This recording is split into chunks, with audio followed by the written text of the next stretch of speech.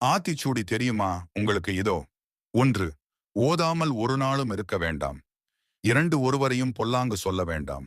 3. வஞ்சனைகள் செய்வாரோடு இணங்க வேண்டாம். 4. மாதாவை ஒரு நாளும் மறக்க வேண்டாம்.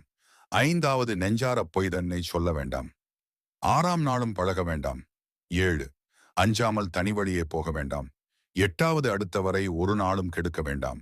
9. தனந்தேடி உண்ணாமல் புதைக்க வேண்டாம். 10. தருமத்தை ஒரு நாளும் மறக்க வேண்டாம். 11. குற்றம் ஒன்றும் பாராட்டித் திரிய வேண்டாம். கற்றவரை ஒரு நாளும் பழிக்க வேண்டாம்.